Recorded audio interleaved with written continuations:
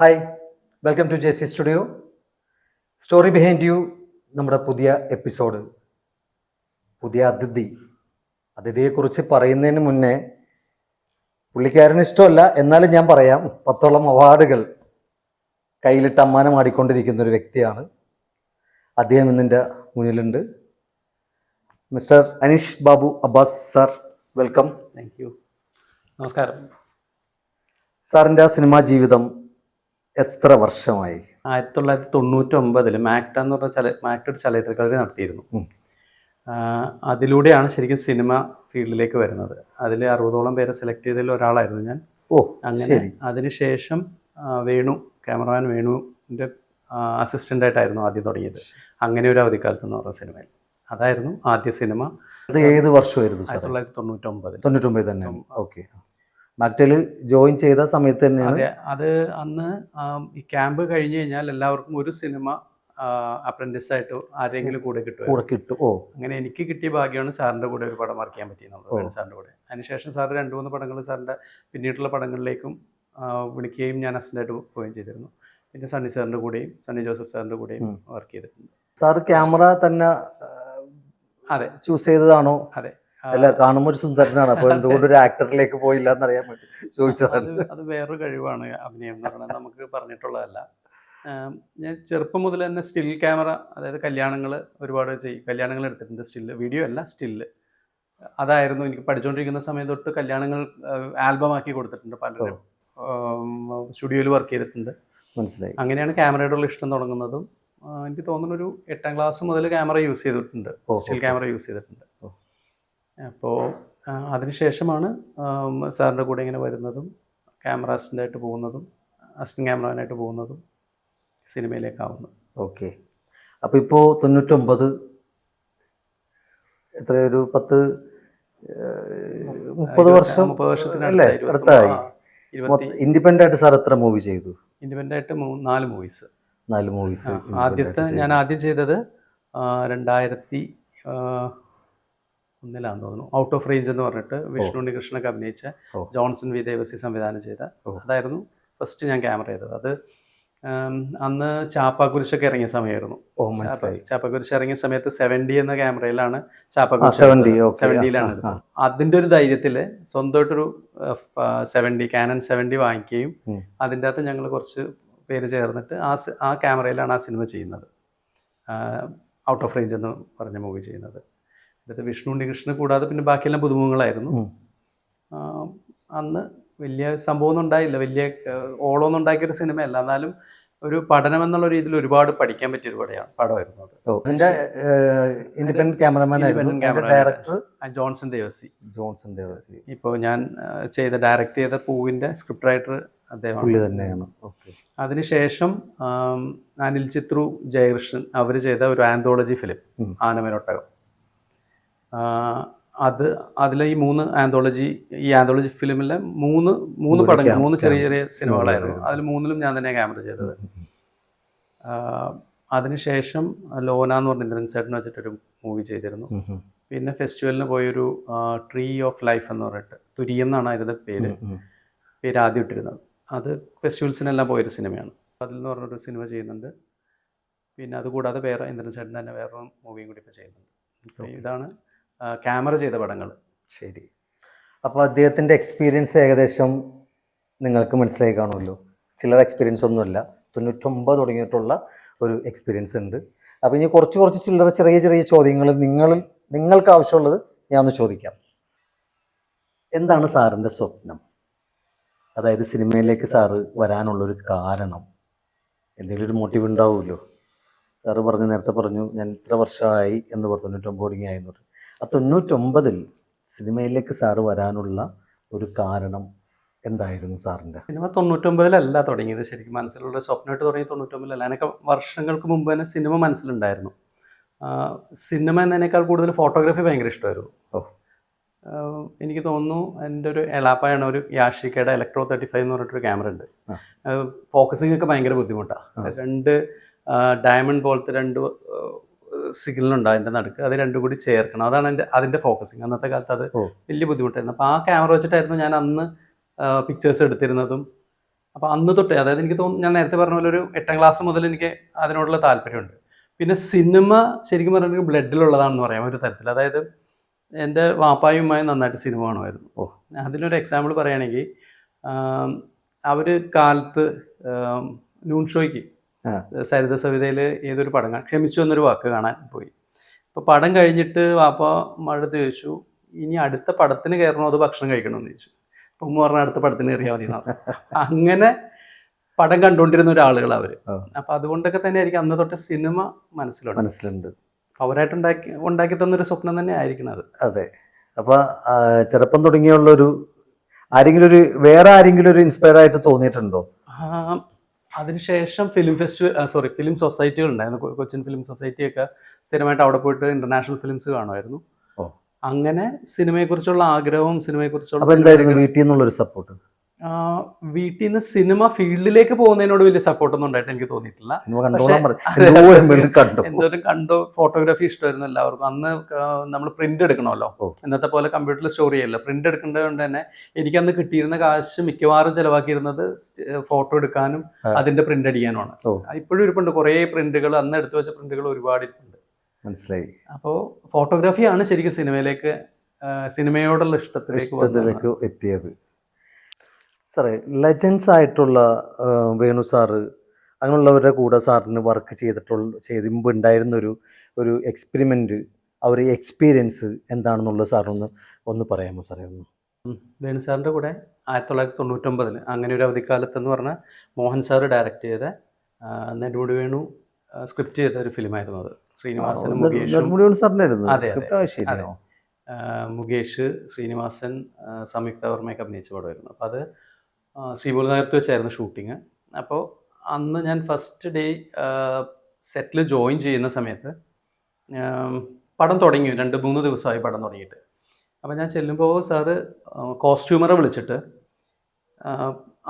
ആ പോർഷൻ, ആ എടുക്കുന്ന പോർഷനിലെ ഒരു കളർ കോമ്പിനേഷൻ അയാൾക്ക് വിവരിച്ചു കൊടുത്തിട്ട് അതിന് പറ്റിയ രീതിയിലുള്ള 2-3 കളേഴ്സ് ആളുടെ അടുത്ത്, സതീഷ് എന്ന് പറഞ്ഞൊരു കോസ്റ്റ്യൂമറായിരുന്നു, പുള്ളിക്ക് ദയക്ക് നാഷണൽ അവാർഡ് മറ്റേ കിട്ടിയാണ് സതീഷ്. അപ്പോൾ ആൾക്ക് വിവരിച്ചു കൊടുക്കുക. അപ്പോൾ ശരിക്കും പറഞ്ഞാൽ എനിക്കത് ഒരു പുതിയൊരു തുടക്കമാണ്. കാരണം പറഞ്ഞാൽ സിനിമ ഞാൻ വിചാരിച്ചിരിക്കുന്നത് ക്യാമറ നമുക്കറിയാവുന്നൊരു വിഷ്വല് ക്യാപ്ചർ ചെയ്യുക എന്നുള്ളത് മാത്രമായിരുന്നു നമ്മൾ. പക്ഷെ നമ്മൾ അതിൻ്റെ അകത്ത് എന്തൊക്കെ കൊണ്ടുവരണം, എന്തിലൊക്കെ ശ്രദ്ധിക്കണം എന്നുള്ള എൻ്റെ ആദ്യ ദിവസം തന്നെ കിട്ടി. അതാണ് ലെജൻസിൻ്റെ കൂടെ വർക്ക് ചെയ്യുമ്പോഴത്തേക്കും ഓരോ നിമിഷം ഓരോ മണിക്കൂറും ഞാൻ അന്ന് ചെറിയ നോട്ടുകൾ എഴുതും. സാറ് ഓരോ ഷോട്ടുകൾ വെക്കുമ്പോൾ ഒരു ചെറിയ നോട്ടുകൾ. അപ്പം അങ്ങനെ ഞാൻ ഇപ്പോഴും ഓർക്കുന്നുണ്ട്. ഞാൻ ആദ്യം എൻ്റെ ചെറിയ നോട്ട്ബുക്കിൽ എഴുതിയ കാര്യങ്ങളിലൊന്ന് സാറ് പറഞ്ഞൊരു കാര്യം, അല്ലെങ്കിൽ സാറ് ചെയ്തുകൊണ്ടിരുന്നൊരു കാര്യം, look for the unwanted things in the frame എന്ന് പറയുന്നത്. നമ്മളുടെ ഫ്രെയിമിൽ വെച്ചിരിക്കുന്ന ആവശ്യമില്ലാത്ത സാധനങ്ങൾ എടുത്ത് മാറ്റാം. കാരണം ആർട്ട് അവരുടെ പണി ചെയ്യും. അപ്പോൾ അവർ കൊണ്ടുവന്ന് കുറേ സാധനങ്ങൾ ആർട്ട് പ്രോപ്പർട്ടീസ് ആയിട്ട് വെക്കും. പക്ഷേ അത് ആവശ്യമാണോ അല്ലെന്ന് തോന്നേണ്ടത് ക്യാമറമാനാണ്. അപ്പോൾ ആണ് ആദ്യം അൺവാണ്ടഡ് തിങ്സ് മാറ്റുക എന്നുള്ളതാണ്. അങ്ങനെ ഒരു അനുഭവം ഉണ്ടായിരുന്നു. വേണു സാറിൻ്റെ കൂടെ 3-4ഓളം പടങ്ങൾ ചെയ്തിരുന്നു. അത് ആദ്യം ഈ അവധിക്കാലത്ത് ഷൂട്ട് ചെയ്തതിന് ശേഷം സാറിൻ്റെ അടുത്ത് ഞാൻ അപ്പോൾ അന്ന് ഞാൻ പറഞ്ഞല്ലോ ഈ മാക്ട കളരിയുമായി ബന്ധപ്പെട്ടിട്ട് ഒരു അപ്രന്റീസായിട്ടാണ് പോകുന്നത്. ഒരു മൂവി മാത്രമേ നമ്മൾ നിർത്തുള്ളൂ. അപ്പോൾ ഞാൻ അന്ന് സാറിന് ഷൂട്ടൊക്കെ കഴിഞ്ഞതിന് ശേഷം ഞാൻ എടുത്ത് കുറേ സ്റ്റിൽസ് കൊണ്ടുപോയി സാറിന് കാണിച്ചു. അപ്പോൾ എന്തോ ആ സ്റ്റിൽസ് കണ്ട് ഇഷ്ടപ്പെട്ടിട്ടാണോ എന്നറിയില്ല, അടുത്ത പടം അയ്യപ്പൻ്റെ അമ്മ നെയ്യപ്പൻ ചുട്ടു എന്ന് പറഞ്ഞിട്ടൊരു പടമായിരുന്നു. അത് 2C ക്യാമറയിൽ ഷൂട്ട് ചെയ്ത പടം അത്. അപ്പോൾ അത് ചെയ്യാൻ നേരത്തെ സാറ് വിളിച്ചു. സജൻ കളത്തിലായിരുന്നു ചീഫ് അസോസിയേറ്റ്, ഞാനുണ്ടായിരുന്നു. അങ്ങനെയാണ് സാറിൻ്റെ കൂടെ വർക്ക് തുടരുന്നത്. പിന്നെ അതിനുശേഷം കിട്ടിയൊരു ഭാഗ്യം സണ്ണി ജോസഫ് സാറിൻ്റെ കൂടെ വർക്ക് ചെയ്യാൻ പറ്റിയത്. സണ്ണി ജോസഫ് സാർ ഈ മാക്ട കളരിയിൽ ഞങ്ങൾക്ക് ഫുൾ ടൈം സാറായിരുന്നു ക്ലാസ് എടുത്തിരുന്നത്. സാറിനെ കുറിച്ച് അല്ലെങ്കിൽ സാറിൻ്റെ ഒരു പ്രത്യേകത പറയുകയാണെങ്കിൽ സാറിന് പഠിപ്പിക്കാൻ ഭയങ്കര താല്പര്യമുള്ള ഒരു വ്യക്തിയാണ്. എന്തിനെക്കുറിച്ചും സാർ, അതായത് സിനിമാറ്റോഗ്രാഫിയിൽ എന്തിനെക്കുറിച്ചും സാറിൻ്റെ അടുത്ത് ചോദിച്ചു കഴിഞ്ഞാൽ ഇപ്പോൾ ഏറ്റവും പുതിയ കാലത്തെ ഡിജിറ്റൽ സിനിമാറ്റോഗ്രാഫിയെക്കുറിച്ച് വരെ സാറ് അത്രയും നോളജുള്ള ഒരാളാണ്. അപ്പം അന്ന് ഞങ്ങൾക്ക് ക്യാമ്പിലേക്ക് ആലുവ YMCയിൽ വെച്ചിട്ടായിരുന്നു ക്യാമ്പ്. അന്ന് അവിടെ ഒരു റൂം, ഈ ക്യാമ്പ് തുടങ്ങുന്നതിന് മുമ്പ് സാർ ഒരു റൂം ഫുള്ള് സെറ്റ് ചെയ്ത് എന്താണെന്ന് വെച്ചാൽ സാറിൻ്റെ വീട്ടിലുള്ള എല്ലാ ഫിലിം ബേസ്ഡ് ആയിട്ടുള്ള പുസ്തകങ്ങളും കൊണ്ടുവന്നിട്ട് ഒരു ലൈബ്രറി സെറ്റ് ചെയ്ത്. അപ്പോൾ അത്രത്തോളം ഇൻഫർമേഷൻസ് സാറിൻ്റെ നിന്ന് കിട്ടും. സാറിൻ്റെ കൂടെ വർക്ക് ചെയ്ത ഫിലിം ചെറുപുഞ്ചിരിയിൽ MT സാറായിരുന്നു ഡയറക്ടർ. അതും വലിയൊരു എക്സ്പീരിയൻസ് ആയിരുന്നു MT സാറിൻ്റെ കൂടെ വർക്ക് ചെയ്യാൻ പറ്റിയത്. സണ്ണി സാറും വേണു സാറും ടെക്നിക്കലിയും അല്ലെങ്കിൽ വിഷ്വലിയും അവർ ഭയങ്കര ഡിഫറെൻ്റ് ആണ് എന്ന് എനിക്ക് തോന്നിയിട്ടുള്ളത്. സാറ് വേണു സാറ് ഒരുപാട് കൊമേഴ്ഷ്യൽ ഫിലിംസും ഇതൊക്കെ ചെയ്തിട്ടുള്ളത് കൊണ്ട് തന്നെ സാറിൻ്റെ ഒരു രീതി, ലൈറ്റിങ്ങും പാറ്റേണും എല്ലാം, അപ്പോൾ നമുക്ക് ആവശ്യമുള്ള എന്താണോ അത് ഇവരിൽ നിന്നും നമുക്ക് എടുക്കുക എന്നുള്ളതാണ് ഒരു ഒരു ഒരു സ്റ്റുഡൻ്റ് എന്നുള്ള നിലക്ക് അല്ലെങ്കിൽ ഒരു പുതിയൊരു സിനിമാഗ്രാഫർ എന്നുള്ള നിലക്ക് എനിക്ക് ചെയ്യാൻ പറ്റിയത്. അതെനിക്ക് വ്യക്തമായിട്ട് ഇവരിൽ രണ്ടുപേരിൽ നിന്നും കിട്ടിയിട്ടുണ്ടെന്നാണ് എനിക്ക് തോന്നുന്നത്. നല്ലൊരു എനിക്ക് സാറ് പറഞ്ഞത് കേട്ടിട്ട് എനിക്ക് തോന്നുന്നത് അതൊരു വലിയൊരു എക്സ്പീരിയൻസ് തന്നെയായിരുന്നു. കാരണം അതിനേക്കാൾ ഉപരി ഞാനൊക്കെ ശരിക്കും പറഞ്ഞാൽ കൊതിക്കുന്നൊരു കാര്യമാണ് MT സാറിൻ്റെ ഒരു ചെറിയ 2 വരിയെങ്കിലും ഒന്ന് ചെയ്യണമെന്നൊരു ആഗ്രഹമുള്ള ആളാണ് ഞാൻ. അദ്ദേഹത്തിനൊന്ന് നേരിട്ട് കാണാൻ സാധിച്ചിട്ടില്ല എനിക്ക്. സംസാരിക്കണമെന്നുണ്ടായിരുന്നു. കാരണം നമ്മൾ മനസ്സുകൊണ്ട് ഗുരുവായിട്ട് കണ്ടേക്കുന്ന കുറച്ച് ആളുകളിൽ പെട്ട ഒരാളാണ് MT സാർ എന്നൊക്കെ പറയുന്നത്. അത് പറയുമ്പോൾ MT സാറിൻ്റെ കൂടെ വർക്ക് ചെയ്ത കാര്യം പറയുമ്പോൾ ഒരു ചെറിയൊരു, അതായത് സാർ ഇങ്ങനെയുള്ള ലെജൻസ് എത്രത്തോളം മനസ്സുകൊണ്ട് എത്രയും എളിമയുള്ളവരാണ് എന്ന് മനസ്സിലാക്കാവുന്ന ഒരു കാര്യം കൂടി പറയാമേ. ഞാൻ അതിൻ്റെ അകത്തൊരു ഷോട്ടിൽ, അതായത് ചെറുപുഞ്ചിരി എന്നുള്ള സിനിമയിൽ ഒടുവിൽ ഉണ്ണികൃഷ്ണൻ മരിച്ചതിന് ശേഷം ആ വീട് കാണിക്കുന്നുണ്ട്. അപ്പം നൈറ്റാണ്. സണ്ണി സാറിൻ്റെ അടുത്ത് ലൈറ്റ് ചെയ്യാൻ പറഞ്ഞു. ലൈറ്റ് സാറിന് നൈറ്റ് ലൈറ്റ് ചെയ്യണത് ഭയങ്കര ഇഷ്ടമാണ്. ചെറിയ ലൈറ്റുകൾ വെച്ചിട്ട് ഒരു കാണേണ്ട ഒരു സാധനം തന്നെയാണ് സാർ ലൈറ്റ് ചെയ്യണം. അന്ന് ബേബിയൊക്കെയാണ് ഉള്ളത്. ആ സമയത്താണ് ബേബി ലൈറ്റുകളും വെച്ചിട്ട് ലൈറ്റ് ചെയ്തു. അപ്പോൾ ഈ ഒടുവിൽ ഉണ്ണികൃഷ്ണൻ ഇരിക്കുന്ന ആ ക്യാരക്ടർ ഇരിക്കുന്ന സ്ഥലം, അവിടുത്തെ എല്ലാ പ്രോപ്പർട്ടീസും എടുത്ത് മാറ്റാൻ പറഞ്ഞു സാർ. കാരണം ബോഡി കിടത്തുമ്പോഴത്തേക്കും എല്ലാ കസേര സംഗതികളെല്ലാം മാറ്റില്ല, ആ റൂം ക്ലിയർ ചെയ്യുമല്ലോ. അപ്പോൾ അതിനുശേഷമുള്ള നൈറ്റാണ്. ഈ മെയിൻ ക്യാരക്ടറിൻ്റെ വൈഫ് മാത്രമേ ഉള്ളൂ. അപ്പോൾ സാറ് എല്ലാം എടുത്ത് മാറ്റാൻ പറഞ്ഞു കഴിഞ്ഞപ്പോൾ എൻ്റെ കൂടെ വർക്ക് ചെയ്യുന്ന മനോജ് എന്ന് പറഞ്ഞിട്ടുള്ള സാറിൻ്റെ അസിസ്റ്റൻ്റായിട്ട് എൻ്റെ ഒരു ഫ്രണ്ടാണ് വർക്ക് ചെയ്യുന്നത്. അപ്പം മനോജ് എന്നിട്ട് സാറിൻ്റെ അടുത്ത് മടിച്ചാണെങ്കിലും ആദ്യം അസിസ്റ്റൻസിൻ്റെ അടുത്തേക്ക് പറഞ്ഞത്, ബാക്കിയുള്ള അസോസിയേറ്റിൻ്റെ അടുത്തേക്ക് പറഞ്ഞത്. അപ്പോൾ പറഞ്ഞു നീ നേരിട്ട് ഞാൻ പറയടാന്ന് പറഞ്ഞു. അപ്പോൾ അവിടെ കിടക്കുന്ന സാറ് ഫുൾ വേക്കൻ്റ് ആയിട്ടുള്ള സ്പേസിൽ പുള്ളി പറഞ്ഞു അവിടെ ആ ഒടുവിൽ ഉണ്ണികൃഷ്ണൻ സ്ഥിരമായിട്ട് യൂസ് ചെയ്തിരുന്ന ഒരു ചാരു കസേരയുണ്ട്, ആ കസേര അവിടെ ഇട്ട് കഴിഞ്ഞാൽ ബുദ്ധിമുട്ടുണ്ടോ എന്ന്. അത് ചെന്ന് സാറിൻ്റെ അടുത്ത് പറഞ്ഞു. ഈ മനോജ് എന്ന് പറഞ്ഞ അസിസ്റ്റന്റ് MT സാറിൻ്റെ അടുത്ത് പറഞ്ഞപ്പോൾ സാർ അപ്പം തന്നെ വേറെ ഒന്നും ആലോചിക്കാതെ പിന്നെന്തേ അത് കൊണ്ടൊന്ന് ഇട്ടോളൂ എന്നാണ് പറഞ്ഞത്. അപ്പം അത് അവരുടെ കൂടെ വർക്ക് ചെയ്യുമ്പോൾ കിട്ടുന്ന, അതായത് നമ്മൾക്ക് കൊടുക്കാനും നമ്മളിൽ നിന്ന് വാങ്ങിക്കാനും അവർ തയ്യാറാവുന്നുള്ളതാണ് അവരുടെയൊക്കെ വലിപ്പം. സത്യം, അതൊരു വലിയ എക്സ്പീരിയൻസ് ആണ് സാർ. സത്യം എനിക്ക് അത് സാർ ഇങ്ങനെ പറയുമ്പോഴും ഞാൻ ആലോചിക്കുന്നൊരു കാര്യമാണ്, നമുക്ക് എന്തുകൊണ്ടിട്ട് എനിക്കൊന്നും അങ്ങനത്തെ ഒരു ഭാഗ്യം കിട്ടിയിട്ടില്ല എന്നുള്ളതാണ്. ഒരുപാട് ആഗ്രഹിച്ചിട്ടുണ്ട്. ബഷീർ സാറ്, വൈക്കം മുഹമ്മദ് ബഷീർ സാറ്, അതുപോലെ MT സാറ്, നമ്മുടെ എന്താ പറയുക, കവിതകളിൽ ഏറ്റവും കുഞ്ഞു കവിതകൾ എഴുതിയിരുന്ന കുഞ്ഞുണ്ണി മാഷ്, ഇവരൊക്കെ മനസ്സുകൊണ്ട് ഞാൻ ഗുരുവായിട്ട് കാണുന്ന ഒരു വ്യക്തികളാണ്. അപ്പോൾ അതുകൊണ്ട് പറഞ്ഞതാട്ടോ. എന്തായാലും സാറേ, അതൊരു നല്ലൊരു വലിയൊരു ലെജൻഡ് ആളുകളുടെ കൂടെ വർക്ക് ചെയ്തിട്ടുള്ള ഒരു വലിയൊരു എക്സ്പീരിയൻസ് സാറിന് കിട്ടിയിട്ടുണ്ട്. അപ്പോൾ സാറേ 99 മുതൽ ക്യാമറ വിഭാഗത്തിൽ ബിഹൈൻഡ് ദ ക്യാമറയിൽ വർക്ക് ചെയ്തു. അങ്ങനെ സാറ് തന്നെ ക്യാമറ ചെയ്ത പൂവെന്ന് പറഞ്ഞൊരു സിനിമ വന്നു. ഏകദേശം 15 അവാർഡുകൾ അതിന് സാറിന് ലഭിച്ചു. ആ സിനിമ ഡയറക്റ്റ് ചെയ്ത ഡയറക്ടറിന് ആ ഒരു അംഗീകാരം കിട്ടേണ്ടതായിരുന്നു. പക്ഷെ അത് കൊടുക്കാണ്ട് സാർ എന്തുകൊണ്ട് വേറൊരാളെ കൊണ്ട് ചെയ്യിക്കാണ്ട് അത് ഡയറക്റ്റ് ചെയ്തു? പൂവെന്ന് പറഞ്ഞ സിനിമയുടെ സ്റ്റോറി എൻ്റെ സ്റ്റോറിയാണ്. അത് സ്ക്രിപ്റ്റായിട്ട് എഴുതിയിരിക്കുന്നതാണ് ജോൺസൺ ദേവസി. അപ്പോൾ അതിൽ ഓരോ കഥാപാത്രങ്ങളെയും അത്രയും ഉള്ളുകൊണ്ട് എനിക്കറിയാവുന്നതും വേണമെങ്കിൽ ഞാൻ എന്ന് പറയാവുന്നതും ഒക്കെയാണ് ആ സിനിമ. അപ്പോൾ അങ്ങനെ ഒരു കഥ സിനിമയാകുമ്പോൾ കുറച്ചുകൂടി എനിക്ക് ഡയറക്ഷനിൽ എന്തെങ്കിലും ചെയ്യാൻ പറ്റുമെന്ന് തോന്നിയത് കൊണ്ടും എൻ്റെ കോ ഡയറക്ടറായിട്ടുള്ള ബിനോയ് അതിന് സമ്മതിച്ചതും കൊണ്ടുകൂടിയാണ് പൂവെന്ന് പറഞ്ഞ സിനിമ അങ്ങനെ ഒരുമിച്ച് സംവിധാനം ചെയ്യാൻ തീരുമാനിച്ചത്. ശരിക്കും എൻ്റെ താല്പര്യവും ഇഷ്ടവും എല്ലാം സിനിമാറ്റോഗ്രാഫി തന്നെയാണ്. സിനിമാറ്റോഗ്രാഫി അതിൻ്റെ അകത്ത് ഞാൻ തന്നെയാണ് സിനിമാറ്റോഗ്രാഫി ചെയ്തിരിക്കുന്നത്. അപ്പോൾ അതിന് 15 അവാർഡ് നേടിയെടുത്തു. അതെ, അതിന് കിട്ടിയിരിക്കുന്ന അന്താരാഷ്ട്ര ബഹുമതികൾ, അതായത് നേപ്പാൾ കൾച്ചറൽ ഇൻ്റർനാഷണൽ ഫിലിം ഫെസ്റ്റിവലിൽ ബെസ്റ്റ് ചിത്രവും ബെസ്റ്റ് നടൻ, മഞ്ജുളന് ബെസ്റ്റ് നടനുള്ള അവാർഡ് കിട്ടി. ഹുർഗാദ ഇൻ്റർനാഷണൽ ഫിലിം ഫെസ്റ്റിവലിൽ ബെസ്റ്റ് ട്രാവൽ ഫിലിം, ഓക്കെ പിന്നെ സിഡ്നിയിൽ ബെസ്റ്റ് സിനിമാറ്റോഗ്രാഫിക്കുള്ള അവാർഡ്, ഓക്കെ അങ്ങനെ ഒരു 15ഓളം അവാർഡ്. അത് ആദ്യം പ്രദർശിപ്പിച്ചത് ധാക്ക ഇന്റർനാഷണൽ ഫിലിം ഫെസ്റ്റിവലിലാണ്. ഇപ്പോൾ 15ഓളം അവാർഡുകൾ കിട്ടി, 25ഓളം ഫെസ്റ്റിവലിൽ പങ്കെടുത്തിട്ടുണ്ട്. പങ്കെടുത്ത് അതിൽ ഒരു 75% അവാർഡ് നിങ്ങൾ തന്നെ മേടിച്ചെടുത്തു. സന്തോഷമല്ലേ സാറേ? സാറേ ഇപ്പോൾ സാറിന് ഒരു 15 അവാർഡ് നേടിയ ഒരാളാണ് എൻ്റെ മുന്നിലിരിക്കുന്നതെന്ന് പറയുമ്പോൾ എനിക്കൊരു അഭിമാന നിമിഷം തന്നെയാണ് അത്. എന്തായാലും സന്തോഷം. 15 അവാർഡുകൾ കിട്ടി. പൂവ് തിയേറ്റർ റിലീസ് ആയിട്ടുണ്ടോ? ഇല്ല, പൂവ് തിയേറ്റർ റിലീസ് അല്ല, അത് OTT ആണ് ഇപ്പോൾ ശ്രമിച്ചുകൊണ്ടിരിക്കുന്നത്. പ്ലാൻ ചെയ്തുകൊണ്ടിരിക്കുന്നത്. കാരണം ഒരു ഒട്ടും കൊമേഴ്ഷ്യൽ അല്ല, അല്ല. അവാർഡ് മതിയാക്കിയോ?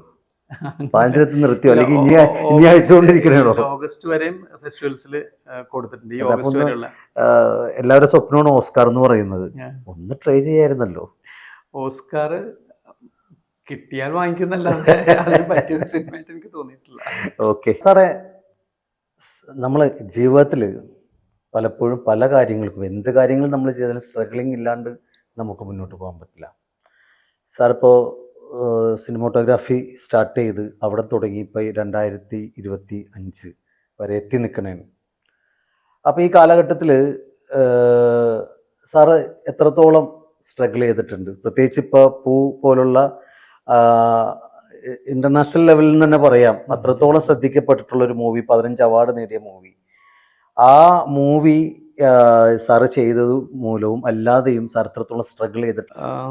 സിനിമ ഫീൽഡിലേക്ക് അല്ലെങ്കിൽ സിനിമയിലേക്ക് കയറുക എന്ന് പറയുന്നത് ഒരു സ്ട്രഗിൾ ആയിരുന്ന ഒരു സമയത്താണ് ഞാൻ തുടങ്ങുന്നത്. അന്ന് മാക്ട ചലച്ചിത്രകളരിയിൽ, ഞാൻ നേരത്തെ പറഞ്ഞ മാക്ട ചലച്ചിത്രകളരിയിലൂടെ എനിക്ക് വേണു സാറിൻ്റെ കൂടെ ആദ്യത്തെ സിനിമ ചെയ്യാൻ പറ്റുകയും ഒരു തരത്തിൽ പറഞ്ഞിട്ടുണ്ടെങ്കിൽ വളരെ ഈസി ആയിട്ടുള്ളൊരു എൻട്രി ആയിരുന്നു. ആ രീതിയിൽ ഒരുപാട് ആഗ്രഹിച്ച് നടന്നിട്ടുണ്ട്. പക്ഷേ അതിനുശേഷം ആ ആഗ്രഹങ്ങൾക്കെല്ലാം ശേഷം ഇങ്ങനെ ഒരു വഴി വന്നപ്പോൾ പെട്ടെന്ന് സിനിമയിൽ. പക്ഷേ അതിനുശേഷം വേണു സാറ് കൂടുതലും ചെയ്യുന്നത് പുറത്ത്, അന്ന് സാറിന് പുറത്തായിരുന്നു കൂടുതലും. അതായത് ഇപ്പോൾ ഹിന്ദിയിൽ ചെയ്തിരുന്നു, പുറത്ത് പടങ്ങളൊക്കെ ചെയ്തിരുന്നതുകൊണ്ട് തന്നെ എപ്പോഴും എല്ലാ അസിസ്റ്റൻസിനെയും കൊണ്ടുപോകാൻ പറ്റില്ല. അപ്പം ഞാനൊക്കെ വെറുതെ ഇരിക്കുകയായിരുന്നു ആ സമയങ്ങളിൽ. അപ്പോൾ ഒരു സിനിമ അസിസ്റ്റൻ്റ്, ക്യാമറ അസിസ്റ്റൻ്റായിട്ട് കയറുകയും ചെയ്തു. പക്ഷെ നമുക്ക് പണിയില്ലാതിരിക്കുന്ന കുറേ സമയങ്ങളുണ്ടായിട്ടുണ്ട്. അപ്പോൾ ശരിക്കും ആ സമയങ്ങളിൽ ഒരു ക്യാമറമാൻ ആവുക എന്ന് പറഞ്ഞാൽ ഒരു ക്യാമറമാൻ്റെ കൂടെ നിന്ന് ചിലപ്പോൾ 5ാമത്തെ അസിസ്റ്റൻ്റായിട്ടായിരിക്കും സ്റ്റാർട്ട് ചെയ്യുന്നത്. അത് ഓരോ സിനിമകളിൽ കൂടെ നിന്ന് അസോസിയേറ്റ് വരെ എത്തിയതിന് ശേഷം കഴിവ് തെളിയിച്ചിട്ടാണ് പലർക്കും സിനിമ കിട്ടുന്നത്. എനിക്ക് ആ രീതിയിൽ സ്ട്രഗിൾ ചെയ്യാനുള്ളൊരു എന്താ പറയുക, അതിനൊരു കേപ്പബിലിറ്റി ഉണ്ടായിട്ട് അങ്ങനെ ഇടിച്ചു നിന്ന് ചെയ്യുന്ന ഒരാളായിട്ട് എനിക്ക് എന്നെ തന്നെ തോന്നിയിട്ടില്ല. അപ്പം അതുകൊണ്ട് എനിക്ക് ആദ്യത്തെ ഒരു 2-3 സിനിമകൾക്ക് ശേഷം എനിക്ക് എൻ്റെ ഭാവി എന്താണെന്നുള്ളത് എനിക്ക് തന്നെ സംശയം ഉണ്ടായിരുന്നു. പക്ഷെ പലപ്പോഴും എൻ്റെ ലൈഫിൽ എപ്പോഴും സംഭവിക്കുന്നത് പോലെ തന്നെ സുഹൃത്തുക്കളാണ് എൻ്റെ പല കാര്യങ്ങളിലും കൂടെ നിന്നിട്ടുള്ളതും, കൂടെ ഒരുമിച്ച് ഞങ്ങൾ മുന്നോട്ട് പോയിട്ടുള്ളതും. അങ്ങനെയാണ് ഔട്ട് ഓഫ് റേഞ്ച് സംഭവിക്കുന്നത്. അപ്പോൾ ഔട്ട് ഓഫ് റേഞ്ചിൽ ഞാൻ ഈ സാറിൻ്റെ കൂടെ നിന്നിരിക്കുന്ന ഈ വളരെ കുറച്ച് സിനിമകളുടെ എക്സ്പീരിയൻസ് മാത്രമുള്ള എന്നെ പിടിച്ച് മെയിൻ സിനിമാറ്റോഗ്രാഫർ ആക്കുമ്പോൾ അവർക്ക് എന്നിലുള്ള വിശ്വാസം, സുഹൃത്തെന്നുള്ള രീതിയിലുള്ളൊരു വിശ്വാസം കൂടിയാണ് എന്നെ ഇൻഡിപെൻഡൻറ്റ് സിനിമാറ്റോഗ്രാഫർ ആക്കിയത് ഒരു തരത്തിൽ പറഞ്ഞാൽ. അവിടം തൊട്ടാണ് ഞാൻ സ്വന്തമായ പഠനം തുടങ്ങുന്നതും കണ്ടിന്യൂ ചെയ്യുന്നതും. സാറിൻ്റെ അടുത്തുനിന്നും പറഞ്ഞ വേണു സാറിൻ്റെ അടുത്തുനിന്നായാലും സണ്ണി സാറിൻ്റെ അടുത്തുനിന്നായാലും എല്ലാം കിട്ടിയ അനുഭവങ്ങൾ, അതിനുശേഷം കൂടുതൽ പഠിക്കണം എന്നാലേ ഇതിൽ നിൽക്കാൻ പറ്റുള്ളൂ എന്നുള്ള ഒരു തോന്നലുണ്ടായി കഴിഞ്ഞപ്പോഴാണ് ഇൻഡിപെൻഡൻറ്റ് സിനിമാറ്റോഗ്രാഫർ ആവാൻ പറ്റിയതും. അതിനുശേഷമാണ് ഇൻഡിപെൻഡൻറ്റ് സിനിമാറ്റോഗ്രാഫി ചെയ്യുന്നതും. സിനിമാറ്റോഗ്രാഫി തന്നെയാണ് ഏറ്റവും താല്പര്യമുള്ള കാര്യവും ഏറ്റവും ഇഷ്ടമുള്ള കാര്യവും. പൂവിലേക്ക് എത്തുന്നത്, പൂവിൻ്റെ കാര്യത്തിലേക്ക് എത്തുന്നത്, പൂവ് ഡയറക്റ്റ് ചെയ്യാനായിട്ട് ഒരിക്കലും ഞാൻ താല്പര്യപ്പെട്ടിരുന്നില്ല. ഞാനൊരു നല്ല ഡയറക്ടറാണെന്ന് എനിക്ക് തോന്നിയിട്ടില്ല, പേഴ്സണലി എനിക്ക് തോന്നിയിട്ടില്ല. പക്ഷേ ചില കാര്യങ്ങളുണ്ടല്ലോ, ചിലത് നമ്മൾ പറയേണ്ടതാണ്, നമുക്ക് പറയാൻ പറ്റിയതാണെന്ന് തോന്നുന്ന ഒരു സന്ദർഭമായിരുന്നു ശരിക്കും പൂവ്. അപ്പോൾ അതിലെ ഓരോ ഫ്രെയിമും വിഷ്വൽസും വർഷങ്ങളെന്ന് പറയാൻ പറ്റില്ല, കുറേ മാസങ്ങളായിട്ട് മനസ്സിൽ കൊണ്ടു നടന്ന വിഷ്വൽസും, ഈവൻ അതിൻ്റെ ലൊക്കേഷൻ ഹണ്ടിങ്ങിന് തന്നെ 1 വർഷത്തോളം എടുത്തു. ഓഹോ സാറേ, പൂവ് എന്ന് പറയുന്ന സബ്ജക്റ്റ് ആളുകളിലേക്ക് കൊടുത്തേക്കുന്ന സന്ദേശം എന്താണ്, ഒന്ന് പറയാമോ? പൂവ് ഒരു രീതിയിൽ പറയുകയാണെങ്കിൽ വളരെ പേഴ്സണലൈസ്ഡ് മൂവി എന്ന് പറയാം. അങ്ങനെ ഒരു ജോണർ ഉണ്ടോ ഇല്ലയെന്നൊന്നും എനിക്കറിയില്ല. പക്ഷേ വളരെ പേഴ്സണൽ ആയിട്ടുള്ളൊരു ഫിലിമായിട്ടാണ് അതിനെ അവതരിപ്പിക്കുന്നത്. അപ്പോൾ ഞാനും എൻ്റെ സ്ക്രിപ്റ്റ് റൈറ്റർ കഴിഞ്ഞ ദിവസം പറഞ്ഞ പോലെ സിനിമ ഓഫ് സൈലൻസ് എന്നുള്ളൊരു വിഭാഗം നമ്മളത് ചെയ്ത് കഴിഞ്ഞപ്പോൾ നമുക്ക് ഫീൽ ചെയ്തൊരു കാര്യമാണ് സിനിമ ഓഫ് സൈലൻസ്. ഇതൊരു 50 വയസ്സിലെത്തി നിൽക്കുന്ന ഒരാൾ, അയാളുടെ ലൈഫിൽ അയാളെ ഏറ്റവും സ്വാധീനിച്ച 4 സ്ത്രീകൾ, അവരോടൊപ്പമുള്ളൊരു യാത്രയാണ് പോകുന്ന പറഞ്ഞ സിനിമ. അത് ഏത് രീതിയിൽ വേണമെങ്കിലും എടുക്കാം. വളരെ കൊമേഴ്ഷ്യലായിട്ട് എടുക്കാം. കൊമേഴ്ഷ്യൽ ഇൻ ദ സെൻസ് ഞാൻ പറയുകയാണെങ്കിൽ ലൈഫിന് പുറമെ എന്നുള്ള രീതിയിലാണ് എനിക്ക് അങ്ങനെ കൊമേഴ്ഷ്യലൈസ് എന്ന് പറയുമ്പോഴത്തേക്ക്. അതായത് ലൈഫല്ല, അത് നമ്മൾ സന്തോഷിക്കാനും ആനന്ദിക്കാനും വേണ്ടി ചെയ്യുന്നത്.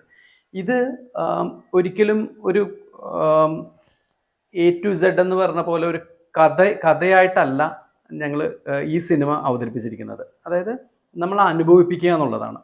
സിനിമ കാണുന്നവരെ അനുഭവിപ്പിക്കുക എന്നുള്ളതാണ് പൂവുകൊണ്ട് ഉദ്ദേശിച്ചിരിക്കുന്നതും അതാണ്.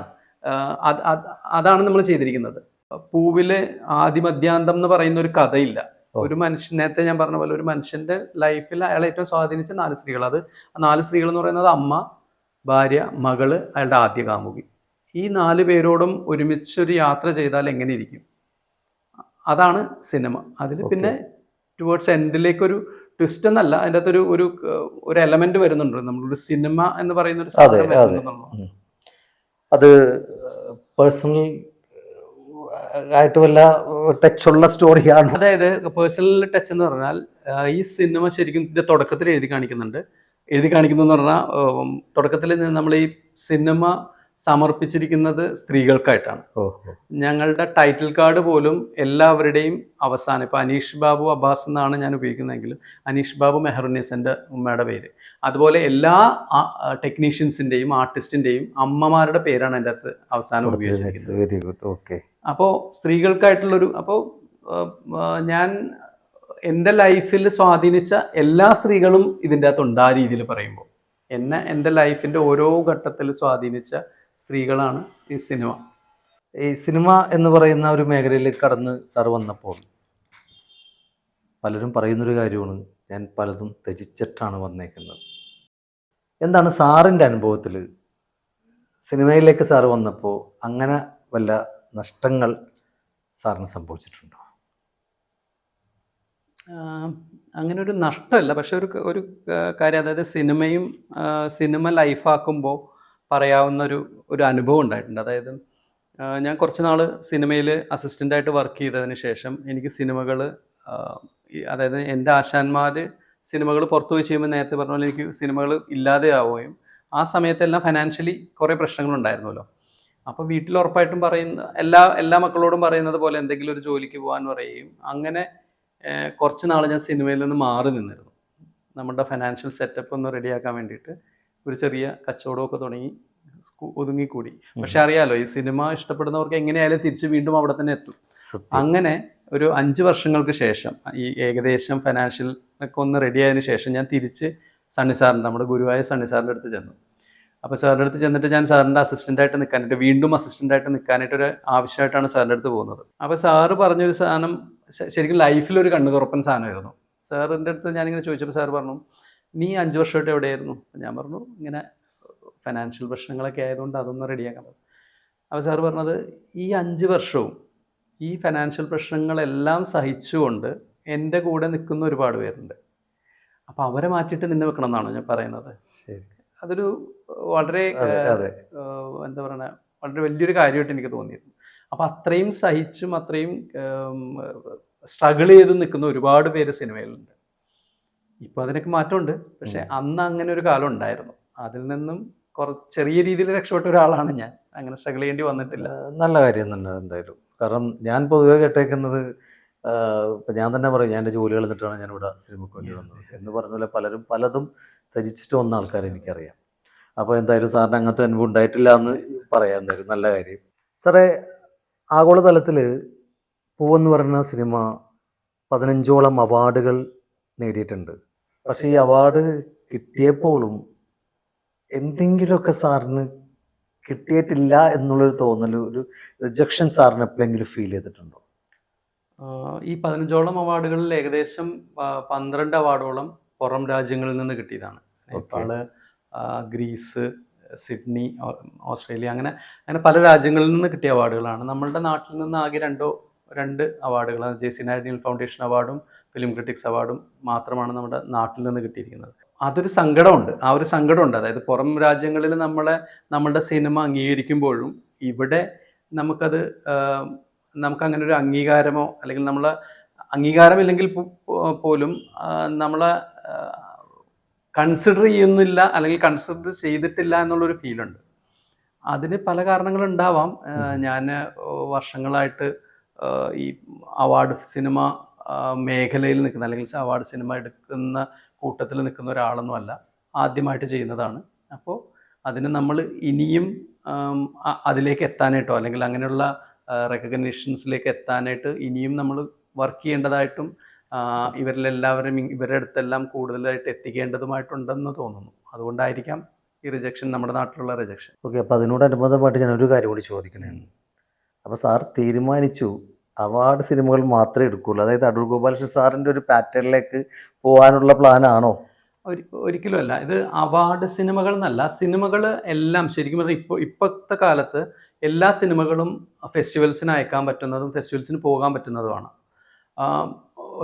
ഒരു കാര്യം മാത്രം, അതായത് നമുക്ക് കുറച്ചുകൂടി cinema as an art form കുറച്ചും കൂടി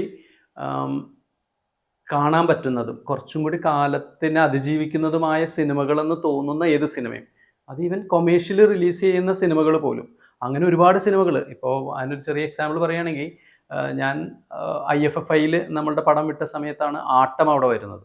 ആട്ടം എന്ന് പറഞ്ഞ സിനിമ വരുന്നത്. ആട്ടം അവിടെയും അംഗീകരിക്കപ്പെട്ടു, നമ്മുടെ തിയേറ്ററുകളിലും അംഗീകരിക്കപ്പെട്ടു. അപ്പം അങ്ങനെ ഒരുപാട് സിനിമകൾ ഉണ്ട്. എനിക്ക് അങ്ങനെ എണ്ണി പറയാനായിട്ട് ഇപ്പോൾ പറ്റുന്നില്ല എന്ന് മാത്രമേ ഉള്ളൂ. പക്ഷെ അങ്ങനെ ഒരുപാട് സിനിമകളുണ്ട്. അപ്പം അങ്ങനെ അവാർഡ് സിനിമ എന്ന് പറയുന്ന ഒരു കാറ്റഗറി അല്ല, നല്ല സിനിമ എന്ന് പറയുന്ന ഒരു കാറ്റഗറിയിലേക്ക് തീർച്ചയായിട്ടും ഇനിയും ചെയ്യണം എന്ന് ആഗ്രഹമുണ്ട്. നല്ല കാര്യം. ഇന്ന് ഇപ്പോൾ സാറ് 99 മുതൽ ഇപ്പോൾ 2025 ഈ ഇത്രയും കാലയളവിൽ സാറ് സിനിമ ഇൻഡസ്ട്രിയിൽ സാറുണ്ട്. ഈ ഒരു കാലയളവിൽ സാറിന് കിട്ടിയിട്ടുള്ളൊരു എക്സ്പീരിയൻസ് അതെന്താണെന്ന് വെച്ചിട്ടുണ്ടെങ്കിൽ വേറെ ഒന്നുമില്ല, ഇന്നത്തെ യുവതലമുറകളിൽ പലരും, ഇന്നത്തെ ന്യൂ ജനറേഷൻ പാതി വഴിയിലിട്ടിട്ട് പോകുന്ന ആളുകളാണ്. അപ്പോൾ അവർക്ക് കൊടുക്കാനായിട്ട് സാറിന് എന്താണ് അവരോട് പറയാനുള്ളത്? എൻ്റെയൊക്കെ സമയത്തുള്ള ഞങ്ങളുടെയൊക്കെ ഒരു തലമുറയ്ക്ക് നേരത്തെ പുറത്ത് പോയി മദ്രാസിൽ നിന്ന് ഇങ്ങോട്ട് വന്നതിന് ശേഷമാണ് നമ്മൾ സിനിമയിലേക്കൊക്കെ വരുന്നത്. അപ്പോൾ മദ്രാസിൽ പോയി പൈപ്പ് വെള്ളം കുടിക്കേണ്ടയോ അല്ലെങ്കിൽ പട്ടിണി കിടക്കേണ്ട ഒരു ഗതികേടൊന്നും ഉണ്ടായിട്ടില്ല. അപ്പോൾ ഇവിടെ, അതായത് ഞാൻ സിനിമയിലേക്ക് വരുന്ന സമയത്തും സിനിമയെക്കുറിച്ച് കൂടുതൽ പഠിക്കുന്ന സമയത്തും കുറച്ചും കൂടി എളുപ്പമായിരുന്നു സിനിമയിലേക്ക് എത്താൻ. അപ്പോഴും ഫൈനാൻഷ്യലി നമ്മളെ തൃപ്തിപ്പെടുത്താനോ അല്ലെങ്കിൽ അതൊരു സിനിമ ഒരു വരുമാന മാർഗമായിട്ട് മുന്നോട്ട് കൊണ്ടുപോകാനോ പറ്റുന്നൊരു സ്ഥിതി എപ്പോഴും ഉണ്ടായിരുന്നില്ല. ഇപ്പോഴും ഉണ്ടെന്ന് എനിക്ക് തോന്നുന്നില്ല. കാരണം ഒരു സമയത്ത് 2, 3, 4, 5 സിനിമകൾ ചെയ്തിരുന്ന ആളുകളുണ്ടായിരുന്നു. അത് തീർച്ചയായിട്ടും അവർക്ക് ഇവർക്കെല്ലാവർക്കും ഈ സിനിമാ ഫീൽഡിലുള്ളതിൽ ഒരു മുകളിലുള്ള ഒരു 10% പേർക്ക് മാത്രമാണ് ഇതൊരു വരുമാനമായിട്ട് കൊണ്ടുനടക്കാൻ പറ്റുള്ളൂ. അല്ലെങ്കിൽ സിനിമ എന്നുള്ളത് അതിന് താഴേക്ക് ഒരുപാട് പേര് വരുമാനം ആയിട്ട് സിനിമയെ ഇപ്പോഴും കാണാൻ പറ്റുന്നില്ല. ആ ഒരു ക്രൈസിസ് എനിക്കും ഉണ്ടായിട്ടുണ്ട്. അതുകൊണ്ടാണ് നേരത്തെ ഞാൻ പറഞ്ഞത് കുറച്ച് നാള് നമ്മുടെ ഫൈനാൻഷ്യൽ സെറ്റപ്പ് റെഡിയാക്കാൻ വേണ്ടിയിട്ട് മാറി നിൽക്കേണ്ടി വന്നു. പക്ഷെ നമ്മുടെ പാഷൻ വീണ്ടും തിരിച്ച് സിനിമയിലേക്ക് എത്തിക്കുകയാണ് ചെയ്യുന്നത്. അപ്പോഴും സിനിമ ഇപ്പോഴും ഞാൻ ചെയ്യുമ്പോഴും സിനിമ വരുമാനമാക്കാനായിട്ട് ഉള്ള സിനിമകൾ ചെയ്യാൻ പറ്റുന്നുണ്ടോ എന്ന് ചോദിച്ചു കഴിഞ്ഞാൽ ഇല്ല. അപ്പോൾ ഈ അവാർഡുകൾ കിട്ടി, റെക്കഗ്നേഷൻസ് കിട്ടുന്നുണ്ട് എന്നല്ലാതെ ഇതിന് കൃത്യമായിട്ടുള്ള വരുമാനമാക്കി കൊണ്ടുവരുന്ന അതൊരു ബിസിനസ്സായിട്ട് തന്നെ നമ്മൾ അതിന് പല ബിസിനസ് ടാക്ടിക്സും ഇത് നമ്മുടെ സിനിമ എത്തിക്കേണ്ടടുത്ത് എത്തിക്കുകയൊക്കെ ചെയ്താൽ മാത്രമേ അത് നമുക്ക് റിട്ടേൺ ആയിട്ട് കിട്ടുള്ളൂ. പൂവിൻ്റെ കാര്യം അങ്ങനെ തന്നെയാണ്. ഒരുപാട് റെക്കഗ്നേഷൻസ് ആയിട്ടുണ്ട്. ഇപ്പോഴും അത് മുടക്കിയ കാശ് തിരിച്ചു കിട്ടിയിട്ടില്ല. ശരി, ഓക്കെ സാറേ. സാറ് ഡോക്യുമെൻ്ററി ചെയ്തു അല്ലേ? ആ ഡോക്യുമെൻ്ററി ചെയ്യാനുള്ള റീസൺ എന്തായിരുന്നു സാറേ? ഞാൻ ക്ലാസ്സുകൾ പലപ്പോഴും പല പുറത്തുനിന്ന് വരുന്ന സിനിമാറ്റോഗ്രാഫേഴ്സിൻ്റെയൊക്കെ ക്ലാസ്സുകൾ അറ്റൻഡ് ചെയ്തിട്ടുണ്ട്. അപ്പോൾ ബ്രിട്ടൻ എന്നുള്ളൊരു സിനിമാറ്റോഗ്രാഫർ ഒരിക്കൽ ക്ലാസ് എടുത്തപ്പോൾ അദ്ദേഹം പറഞ്ഞൊരു കാര്യമാണ്, അവിടെ പുറം രാജ്യങ്ങളിൽ സിനിമ ചെയ്യുന്ന ക്യാമറാമാന്മാർ വരെയും ഒരുപാട് ഡോക്യുമെൻ്ററീസ് ചെയ്യാറുണ്ട്. അതിന് കാരണം ആ ഡോക്യുമെൻ്ററീസ് അവരെ കൂടുതലും ഡോക്യുമെൻ്ററീസ് ലൈഫുമായി ബന്ധപ്പെട്ട് അല്ലെങ്കിൽ ലൈഫിന് അത്രയും അടുത്ത് കാണുന്ന ഡോക്യുമെൻ്ററീസ് ആയിരിക്കും. അപ്പോൾ അത് അവരെ സിനിമയുടെ വിഷ്വലിലേക്ക് വരുമ്പോൾ അല്ലെങ്കിൽ സിനിമയ്ക്ക് വേണ്ടിയിട്ട് വിഷ്വൽ ഉണ്ടാക്കുമ്പോൾ ഒരുപാട് ഹെൽപ്പ് ചെയ്യുന്നുണ്ട്. അപ്പോൾ നിങ്ങൾ ഡോക്യുമെൻ്ററീസ് ഒരുപാട് ചെയ്യണം എന്ന് അദ്ദേഹം പറഞ്ഞിരുന്നു. അപ്പോൾ അങ്ങനെയാണ് ശരിക്കും ഡോക്യുമെൻ്ററീസ് ശ്രദ്ധിക്കുന്നത് പോലും. ഞങ്ങൾക്ക് ഈ മാക്ടയുടെ ക്ലാസ് എടുത്ത സമയത്ത് ഉണ്ടായിരുന്ന സമയത്ത് പി കെ നായർ സാർ എന്ന് പറഞ്ഞിട്ട് നമ്മുടെ പൂനെയുടെ ആർക്കിവിസിലേക്ക് ഉണ്ടായിരുന്ന ഒരു പി കെ നായർ സാറുണ്ട്. സാറായിരുന്നു ഞങ്ങളുടെ കോഴ്സിൻ്റെ മെയിൻ ആള്. സാറാണ് ഈ പൂനെയുടെ, അതായത് FTA സിലബസിൻ്റെ തന്നെ ഒരു ചെറിയ പതിപ്പായിരുന്നു ഞങ്ങൾക്ക് തന്നിരുന്നത്. അപ്പോൾ കാലത്തെ സിനിമകൾ കാണിക്കും, അതിനെക്കുറിച്ചുള്ള ചോദ്യോത്തരങ്ങളുണ്ടാവും. അതിനുശേഷം ആ സിനിമ കണ്ട് അപ്പം അന്ന് ഒരുപാട് ഡോക്യുമെൻ്ററീസ് ഞങ്ങൾ കാണിച്ചിട്ടുണ്ട്. അതും നമ്മൾ ഡോക്യുമെൻ്ററീസിനോടുള്ള ഇഷ്ടം കൂട്ടിയിട്ടുണ്ട്. അങ്ങനെയാണ് ഈ ആൻ ഓ ടു സഫിയ എന്ന് പറഞ്ഞിട്ട് 2016 യെസ് ബാങ്ക് നടത്തിയൊരു കോമ്പറ്റീഷൻ ഉണ്ടായിരുന്നു. അത് എവിടെ വെച്ചിട്ടായിരുന്നു സാർ? ബോംബെയിൽ വെച്ചിട്ടായിരുന്നു എൻ്റെ സമ്മാനദാനമൊക്കെ. അതിൽ എന്നെ ഓ ടു സഫിയ, അതായത് റഫീഖ് റാവുത്തർ ഡയറക്റ്റ് ചെയ്ത, ഞാൻ ക്യാമറ ചെയ്ത, അതിന് നമുക്ക് അവാർഡ് ഉണ്ടായിരുന്നു.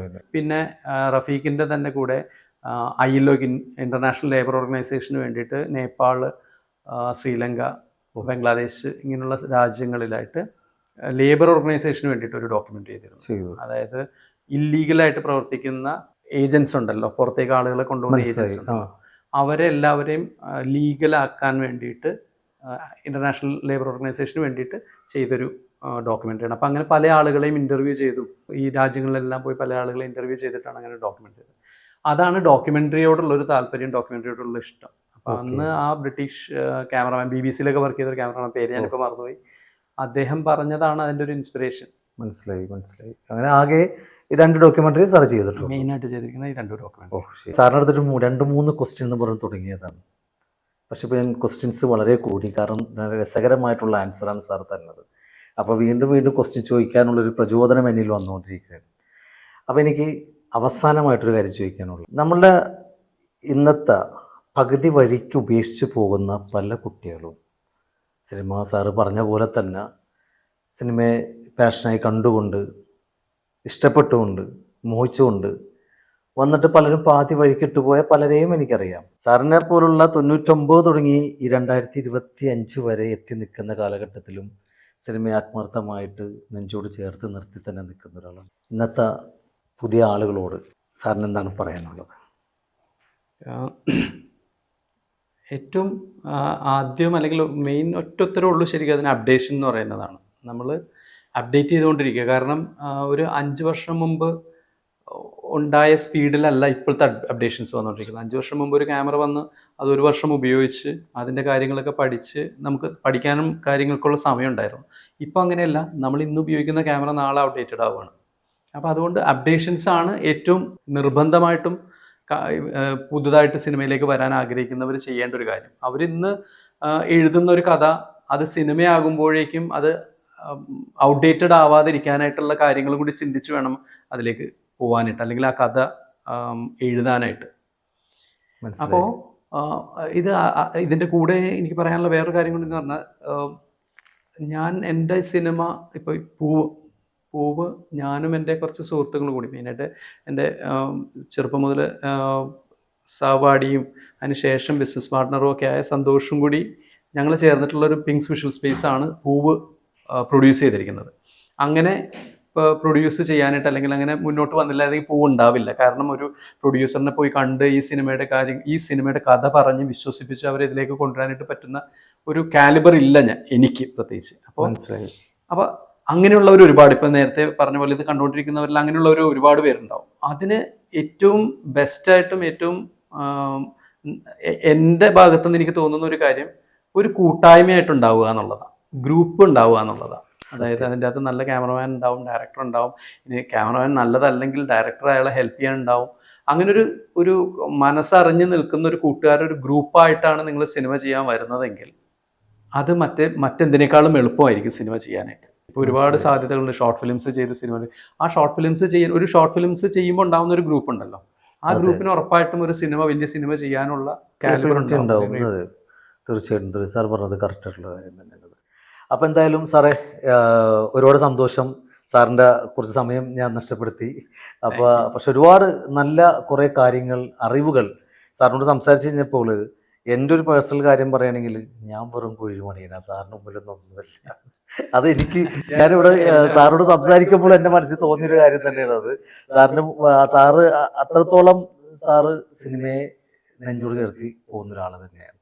അപ്പോൾ ഒരുപാട് സന്തോഷം സാറിന് ഇത്രയും സമയം നമുക്ക് വേണ്ടി ഞങ്ങളുടെ ചാനലിന് വേണ്ടി സാറ് സ്പെൻഡ് ചെയ്തതിന്. അപ്പോൾ ചാനലിനോട് നിങ്ങൾക്ക് ഒരുപാട് അറിവുകൾ ഈ ഒരു സാറിൽ നിന്ന്, അനീഷ് ബാബു അബ്ബാസ് എന്ന് പറയുന്ന വ്യക്തിയിൽ നിന്ന് കിട്ടി എന്ന് എനിക്ക് മനസ്സിലാകുന്നുണ്ട്. അപ്പോൾ എല്ലാവർക്കും ഒരിക്കൽ കൂടി നന്ദി പറഞ്ഞുകൊണ്ട് നന്ദി, നമസ്കാരം. Thank you sir.